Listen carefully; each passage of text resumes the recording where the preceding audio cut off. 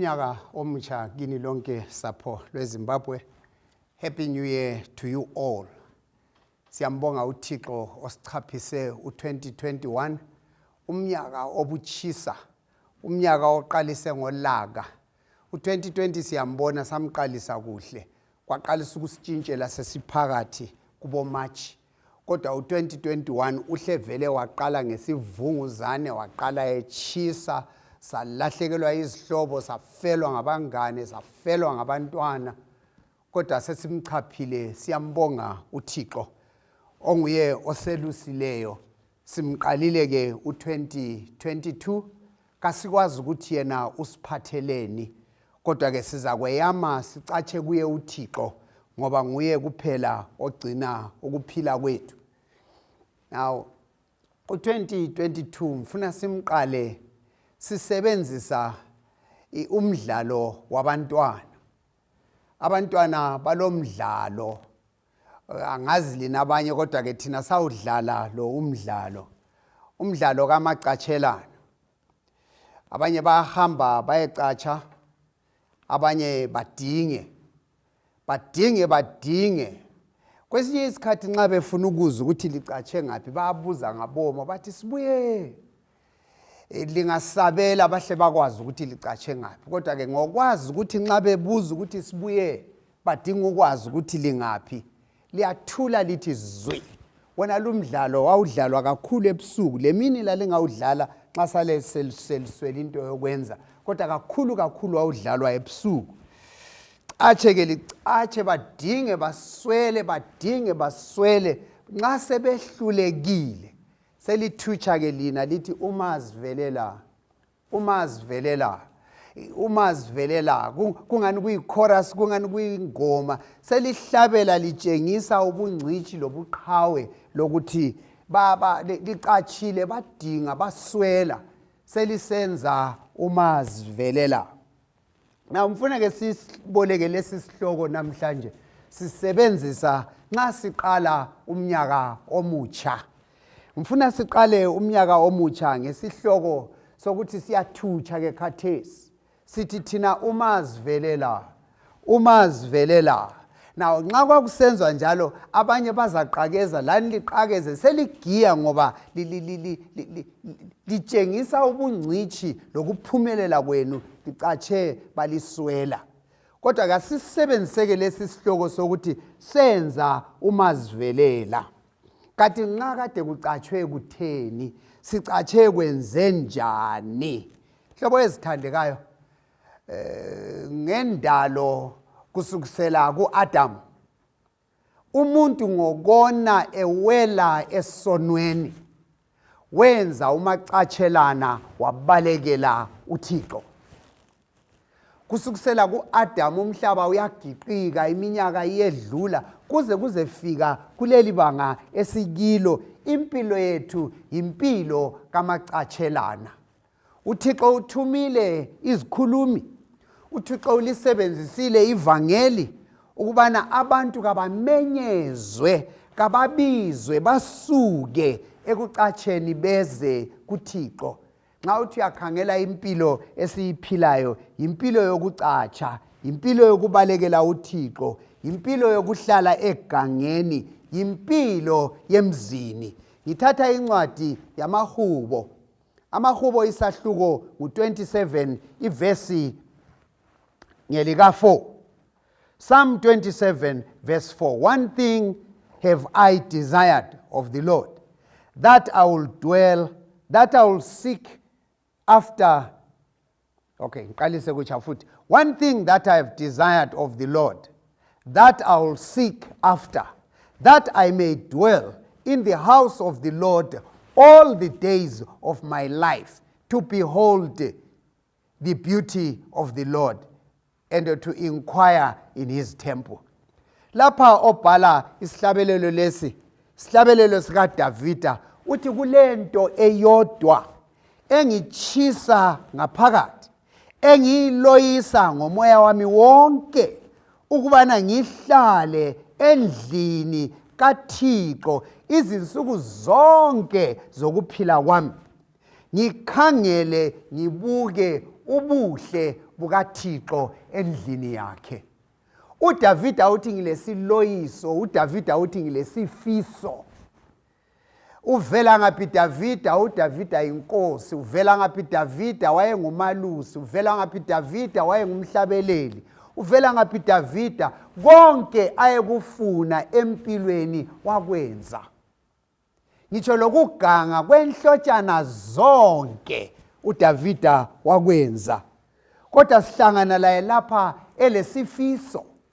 Uvela lapha vela khona, lapha kade ecatshe khona, sihlangana laye uDavida elesiloyiso. Uthi lesi siloyiso siyamchisa ngaphakathi, lesi siloyiso siyamkhathaza, kuyala lokuthi aphumule, uyakufisa ukuthi adinge lapha uThixo akhona, ahlale enyaweni zikaThixo, hatshi njengomuntu ozogwejisa kumbe ovakatshayo, kodwa ahlale enyaweni zikaThixo insuku zonke zokuphila kwakhe. Utsho njalo uDavida. Uthi ngiyakuloyisa khonokho, lokhu nguloyisa kakhulu, kuyisifiso esichisa umoya wami. Ngithi mina nxa siqalisa umnyaka ka-2022, ake senze umaz'velela. Sibuye lapha sivela khona, lapha besicatshe khona, lapha besingaziwa khona.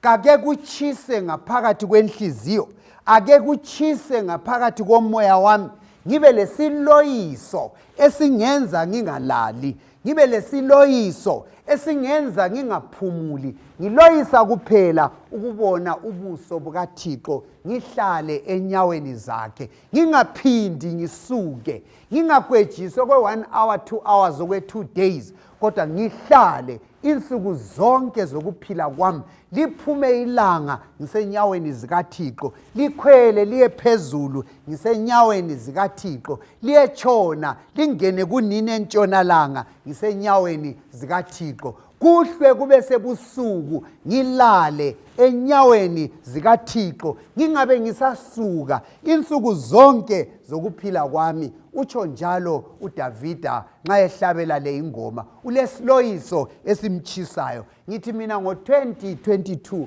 ake uchiseke, woba lesiloyiso sokuhlala endlini kaThixo, sokuhlala enyaweni zikaThixo insuku zonke zokuphila kwakho.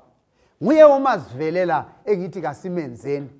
Okwabantwana bevela lapha akade becatshe khona. Into kumele siyikhumbule ngabantwana ababuzwa ukuthi belicatshe ngaphi. Okwabo yikuthokoza ukuthi finally sebethutshile, finally sebevelile, sebebuyile. Kababuzwa lapha abavela khona. Hlobo ezithandekayo, impilo yesono impilo yokucatshela uThixo, impilo yesono impilo yokuhlala emzini, impilo yokuhlala egangeni. Nxa u-2022 eqalisa, asithutsheni lo athutshe lapha kade eganga ekhona, lo athutshe lapha kade esona ekhona. Senze umaz'velela, sibuye kuThixo. Asisabuye ukuthi sesiyabuya sithuthe, kodwa sesibuye okokubuya kokuphela insuku zonke zokuphila kwethu. Senze umaz'velela. Ngani umaz'velela? Ivangeli ayisiyondaba efosa umuntu. Ivangeli liyakhulunywa nje njengoba ngikhuluma lingizwa. Nxa uncifa ungancifa, unxaphe unganxapha, ulahle izandla uthi kahambe khatshana, ungakwenza khonokho, ilungelo ulalo. Kodwa ke ivangeli lizabe liphinda-phinda. Lo leliyana owalizwa ungumfanyana, liyaphinda-phinda, kalikatshintshi. Lo leliyana elatshunyayelwa ngabokhokho labobabamkhulu, kalikatshintshi, liyancenga abantu. Kulapho umdlalo wabantwana osinceda khona. Ngakho ngakuphathela umbhobho athi woza kuThixo. Ngakho ngakuphathela ingqamu kumbe intonga kumbe istropo athi namhla ngifuna ukuye kuThixo kumbe ngikwenzakalise. Ivangeli kalinjalo.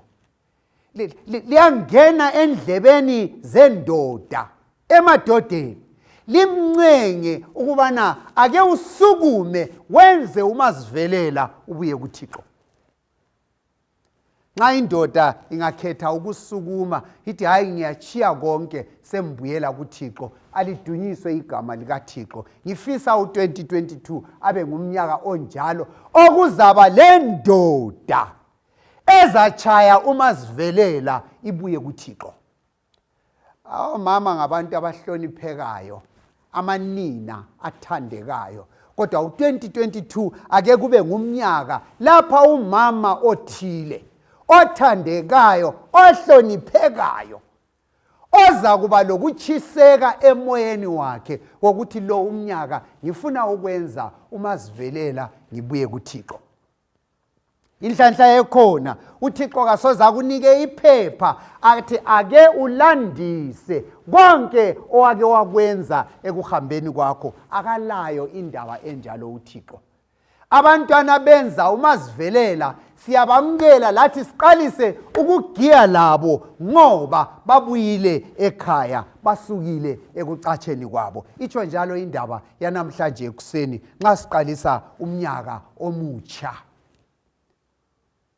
Kungaba kulexhegu selitshwabheni, kungaba kulexhegu selilemkenke, kungaba kulexhegu selilempabanga, linjalo litshwabhene, mhlawumbe lihleze emthunzini ngaphansi kwesihlahla.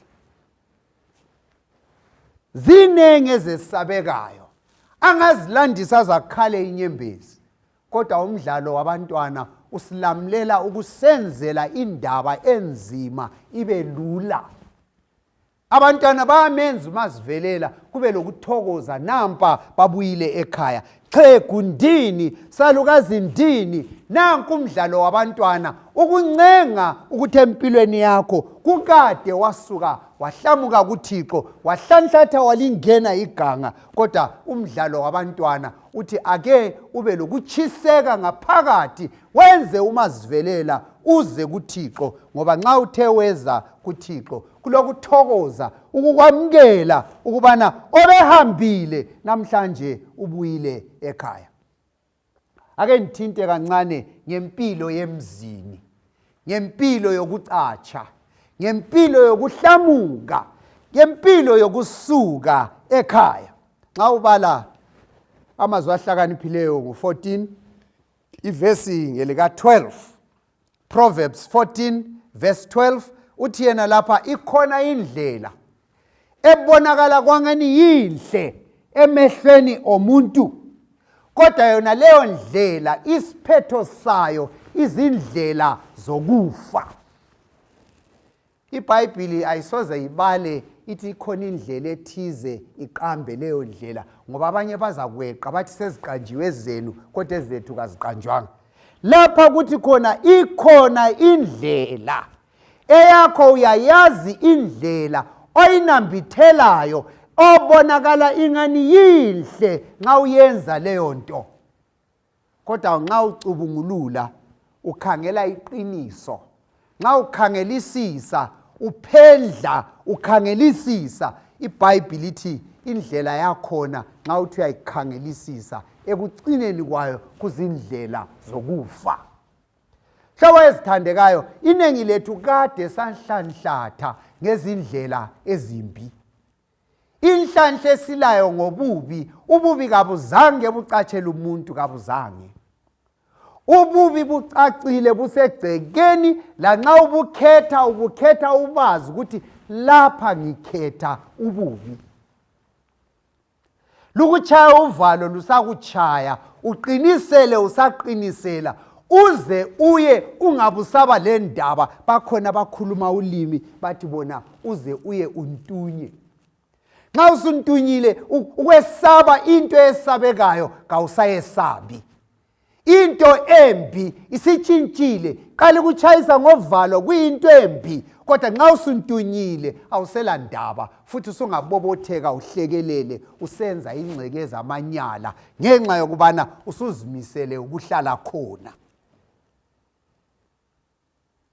Lapha amazwi ahlakaniphileyo bathi ke zinengi izindlela ezinjalo, zimbi ziyenyanyeka, Kodwa ke abantu bayakhetha ukuzicomba zibonakale kwangani zinhle, banambithe bakholise ingani kukhona okukhulu abakwenzayo. iBhayibheli lithi yena kodwa eqinisweni indlela zangikhona kuzindlela zokufa. Xa uthi uyakhangela iBhayibheli ichasisa indlela zonezo zokuhlanhlatha zokuphuma iganga. Xa ungathatha incwadi kaLuka ngo-15 indaba kamfana lwana wahlamuka ekhaya waphuma wangena iganga. Engazange axotshwe umuntu kwasuka phithi kuye wafuna ukuhlanhlatha waphuma ekhaya waya egangeni emzini lapha angaziwa khona. Xa iBhayibheli ichasisa impilo kajaha lwana ithi yena waya ezweni elikhatshana. Ayihlupheki ukusinika i-address. Hayi. Wahlanhlatha, wangena iganga, waya ezweni elikhatshana. Ngo-2022 umnyaka uqalisa, day number 1. Ukhona ohlanhlathileyo owenza ingcekeza ayibize kwangani yinto enhle, ohlala phezu kwamanyala awafukamele okwesikhukhukazi sifukamela amaqanda yena efukamela amanyala. Lanxa uthi uyazama ukumnyikinya, nxa uthi uyazama ukumncenga, avale ngenkani avale ngolaka enze ubunke. Umuntu olobunke ubuya insimu ngameva. Evala ukwenzela ukuthi angathintwa. Kodwa indaba kaMaz'velela ithi yona ngakho zakuthinta. Unjalo ufukamele amanyala uyasukuma uthi Umaz'velela. Uchiya amanyala uze ekhaya kuThixo. Ikhona indlela ebonakala ingani inhle. Usuzula abangane, usuzule empande, swaluphalela khona. Suzule renki kulezitampa lapha ezikuqamba ukuthi endabeni embi uqakatheke wakhula kangakanani. iBhayibheli uthi umfana lo waya ezweni elikhatshana. Wayaphila impilo yobudlwangudlwangu ngesikhiwa ithi yona spent his money in wild living. Wayichitha imali ngendlela yeganga engabuzwayo enyanyekayo. Waphila impilo embi. Kodwa isifundo sanamhlanje la ibuphi ububi emphila kubo. La ibuphi ububi ophila kibo. As long as usemzini, as long as wasuka ekhaya, as long as ingqondo zakho zathutha ebuhleni. Umnyaka nxa uqalisa ungayenza i-resolution yokuthi mina ngo-2022 I want to turn a new page. Ngifuna ukwenza Umaz'velela. Ngifuna ukuqamula zonke intambo ezingibophileyo. Ngifuna ukusuka kuso sonke isikhundla engene kiso ekucatsheni ngenze Umaz'velela ngithutshe ngibuye kuThixo. Ungathi uyakhangela abantwana baka-Israyeli. Ngichasisa impilo egangeni, impilo ezizweni, impilo enhlalweni yasemzini, lapho ongazalwa khona, lapho kungakusikho kwakini khona, ongadabuki khona. U-Israyeli wahlala eGibhithe. Ekuhlaleni kwabo eGibhithe u-Israyeli babe yizigqili, babe yizichaka, babethunjiwe. Besebenza bengaholi, besebenza bengaphumuli, bethwele gadalala. Thixo wabakhulula ukubana kabaphume ezweni lobugqili, bahambe ezweni lesithembiso, bayephila bekhululekile. Nxa uthi uyayibala indaba kaIsrayeli besehlane, bakhala bathe eGibhithe ebugqilini kwakungcono, thina sesibuyela.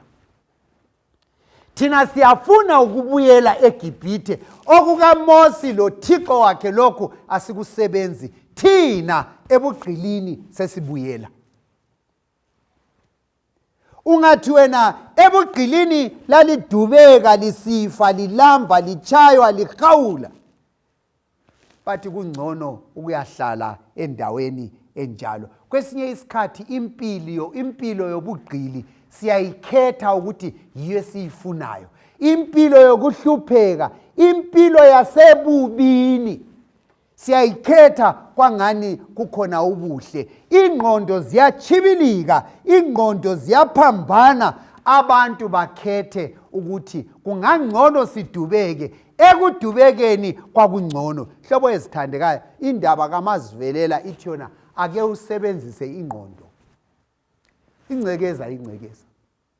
Sukuma uyichiye wenze uMaz'velela kuThixo.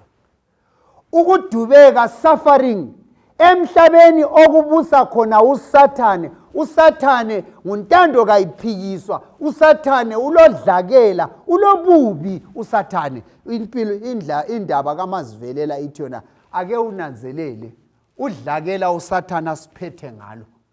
Usukume wenze uMaz'velela wenze uze kuThixo. uIsrayeli ungathi uyakhangela esehambeni lokusuka eGibhithe esiya eKhenani, uIsrayeli wabona abantu bekhonza izithombe. Wedlula phakathi kwezizwe. Nxa uthi uyakhangela incwadi kaDuteronomy, uIsrayeli wadabula phakathi kwezizwe ezazikhonza oThixo abenziwe ngezigodo, oThixo abenziwe ngamatshe, oThixo abenziwe ngazo zonke ingcekezana, oThixo bamadimoni. uIsrayeli laye wakopa wangena kikho.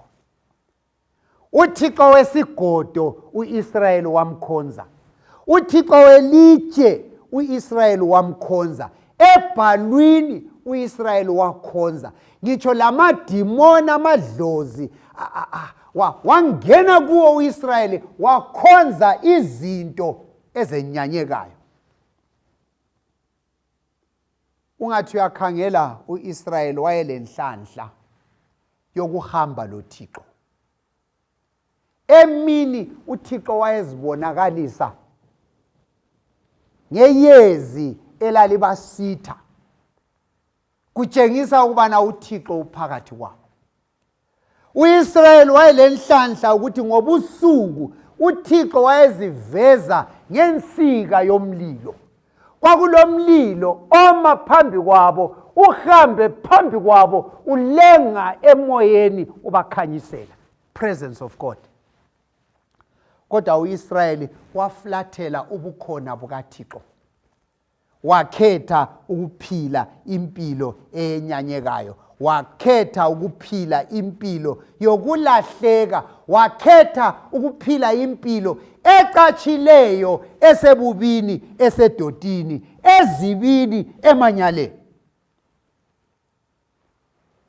Kodwa uThixo uyamemeza uIsrayeli, uyamncenga ukubana phuma emanyaleni.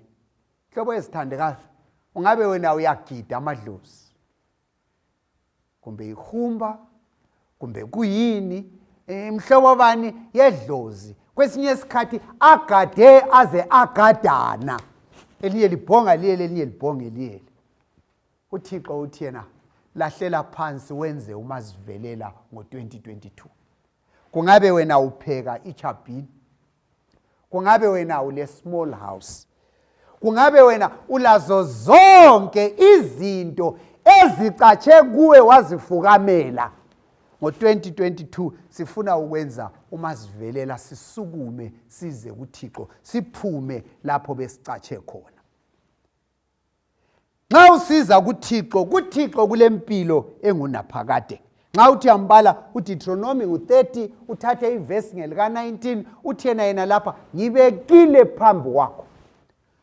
Kumele wena ukhethe, kumbe ukhetha ukufa, kumbe ukhetha ukuphila. 2022. Kumbe ukhetha inaphakade, kumbe ukhetha ukuchabalala. Kuwe kumbe ukhetha isithuko kumbe ukhetha isibusiso, blessing or case. 2022 uThixo uthena yena yenza umaz'velela uzikhethe. Abe sekunika itip, isixwayiso athi kodwa mina ngiyakulaya ukubana khetha ukuphila ngoba ukuphila kulokuphila okunaphakade. Nxa uthi uyabala incwadi kaDeuteronomy isahluko ngu4 ivesi ngelika 7, Deuteronomy isahluko ngu4 ivesi ngelika 7 ithi yona, for what a nation is there so great, who has God so near to them, as the Lord our God, in all things that they can call upon for him. Ngubani olenhlanhla enkulu kangaka wokuthi abe sezinyaweni zikaThixo, uThixo ovumayo ukuba khona empilweni yakho yonke. Kungaze kube le COVID, uThixo uzabe khona. Nxa uThixo ekhona kulokuphila okunaphakade. Kungaze kufiwe, uThixo nxa ekhona uyabiza abafileyo babuye back into life. uThixo sihlobo ezithandeka lapha kutshengisa umehluko. Yisiphi isizwe esilenhlanhla enkulu kangaka esiloThixo ohlala phakathi kwabo? uThixo ozikhathaza ngezinto zonke ezikhathaza abantwana bakhe. Yikho uDavida esithi yena ngo-2022 ukhetha ukuhlala endlini kaJehova insuku zonke zokuphila kwakhe. Hlobo ezithandekayo, asenzenini umaz'velela sibuye kuThixo. Asiphumenini lapho esicatshe khona. Ukugida ingungu akusoze kukuncede. Ukubhema igwayi lamakhala lelomlomo akusoze kukuncede.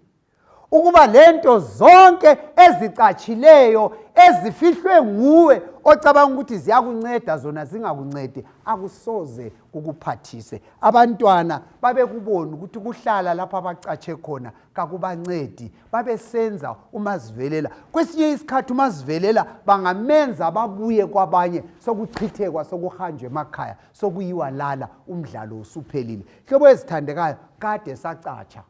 Asenzeni umaz'velela sibuye kuThixo. kuThixo kulokukhanya, kuThixo kulempilo, hayi khona impilo kodwa impilo engapheliyo.